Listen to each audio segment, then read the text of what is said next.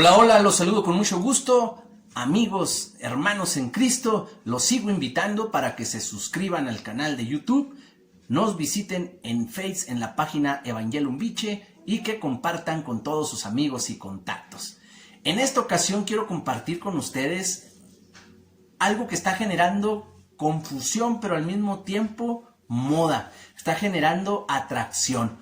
Ese open mind, ese pensamiento progresista ideológico, ese pensamiento revolucionario globalizado y que hay quienes lo promueven.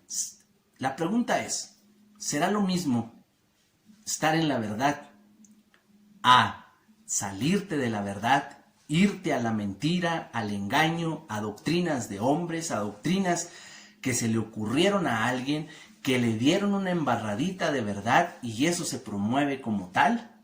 Acompáñame, platicaremos al respecto con la palabra de Dios, capítulos y versículos.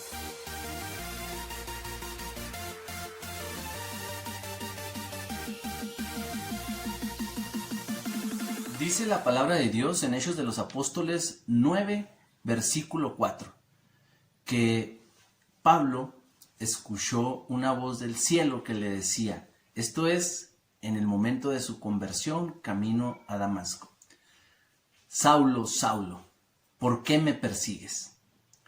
En ese texto, Saulo todavía no se convertía, hasta justo ahí, en ese diálogo que tiene Saulo con ese encuentro con el Señor. Iniciaba el video precisamente ante es lo mismo.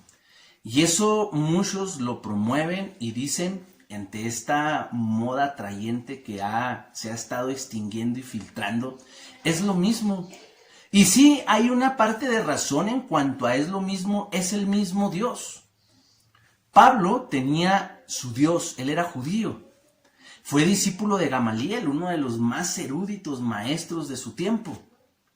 Era fariseo, pertenecía a ese grupo de los estrictos conocedores de las Sagradas Escrituras, de la palabra de Dios, de la ley, legalista en todos sus aspectos. Inclusive su inicio de persecución a los del camino o a los seguidores de Cristo lo hacía pensando que estaba cumpliendo la voluntad de Dios. Pablo era ese hombre que estaba persiguiendo a la iglesia, pero también era ese hombre conocedor de la ley, conocedor de la palabra de Dios.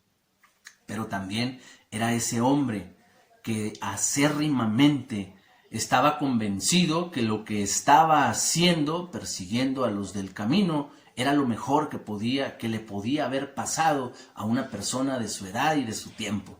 Porque estaba sirviendo de alguna manera, estaba invirtiendo su tiempo y su vida a la obra de Dios. Sin embargo, no hubiera tenido necesidad de convertirse, pues era el mismo Dios. Era el mismo Dios que Jesús estaba compartiendo, era el mismo Dios al que Jesús estaba enseñando y por el que le llamaron blasfemo. ¿Cuántos no nombraron a Jesús blasfemo por enseñar al pueblo, por enseñarles que le hablaran a Dios como el Padre? Y lo tacharon de blasfemo. Sin embargo, esa palabra del texto que les acabo de mencionar, Hechos 9, versículo 4, esas palabras siguen resurgiendo. Ante toda esta open mind y todo este modernismo en cuanto a es lo mismo y en cuanto entonces no pasa nada que yo esté aquí o esté allá o me salga de aquí y me vaya para allá, es lo mismo. Porque Pablo, al darse cuenta de esa voz, de ese Jesús que lo llamaba por su nombre, le hizo ver toda una realidad.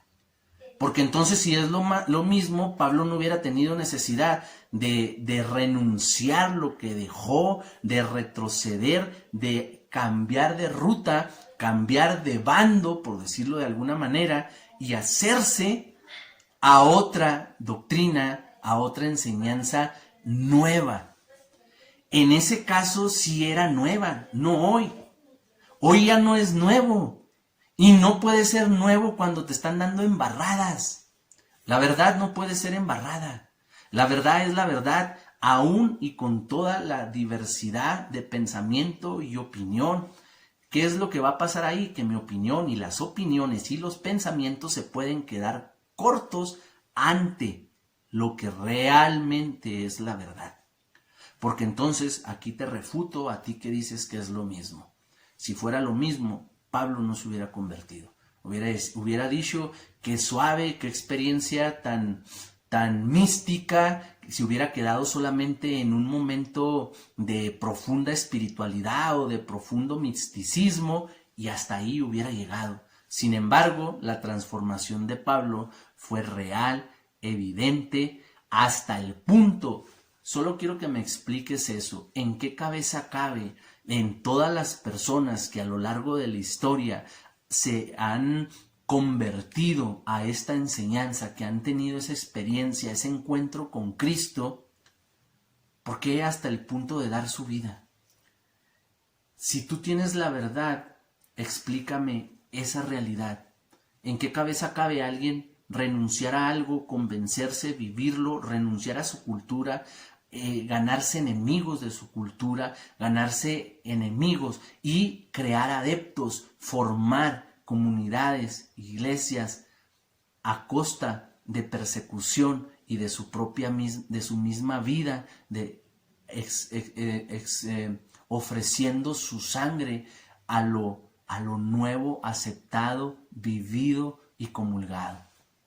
Yo no le encuentro sentido.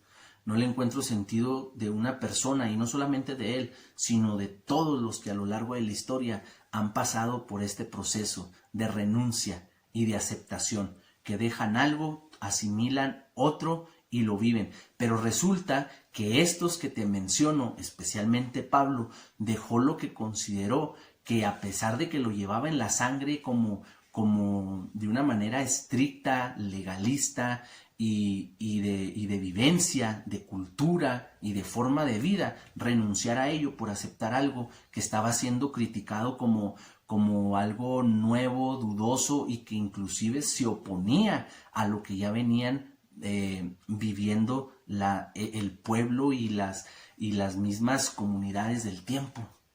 ¿Por qué hacer eso?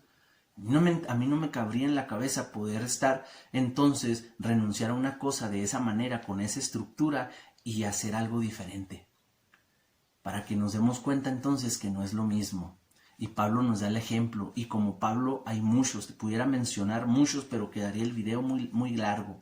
Y solamente así, reflexionando, no es lo mismo. La conversión de Pablo viene a seguir haciendo eco, y de esa invitación a todo lo que tenemos que renunciar por lo mismo que aceptó Pablo.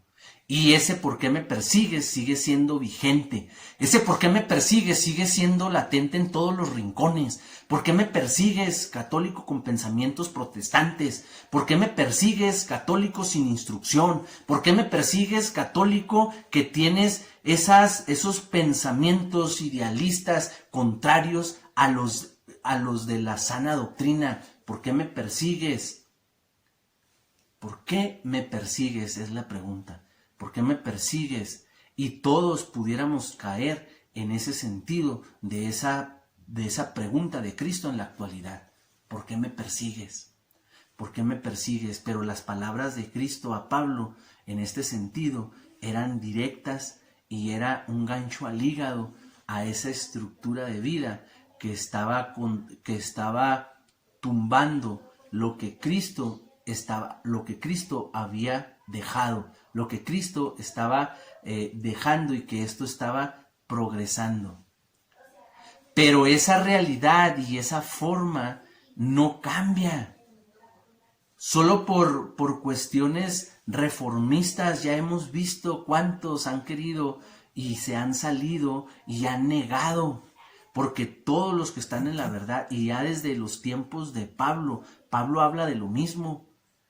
Pablo habla de lo mismo y acusa a aquellos que, estando en la verdad, se apartaron. San Juan, en la primera carta de San Juan, capítulo 2, versículo 17, habla también de los que estaban y se fueron. Y eso ha ocurrido siempre. pero no vengan con que es lo mismo. Y te voy a platicar una anécdota de un sacerdote precisamente apologista. Cuenta la anécdota de que un día, escuchando estas palabras de que es lo mismo y platicando con unos hermanos separados, le dijo, es que es lo mismo. Y ante esa pregunta y esa expresión de es lo mismo, le dijo, ok, le dijo este padre, dígale a su pastor que el domingo en el culto vamos a ir mi párroco y yo a celebrar el memorial de hagan esto en memoria mía el día de su culto. Si es lo mismo, lo vamos a realizar. Entonces, mis queridos hermanos, no es lo mismo. Sí es el mismo Dios, pero no es lo mismo. Porque si hubiera sido lo mismo, entonces no tendría sentido nada, nada. Y hasta la conversión de Pablo cambiaría el sentido. ¿Por qué? Porque, repito, hubiera quedado en una simple experiencia religiosa, nada más. Pero como no fue lo mismo, entonces hay una renuncia.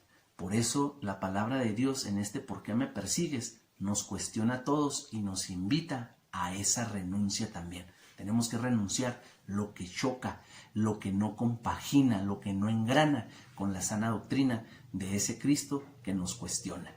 Bendiciones.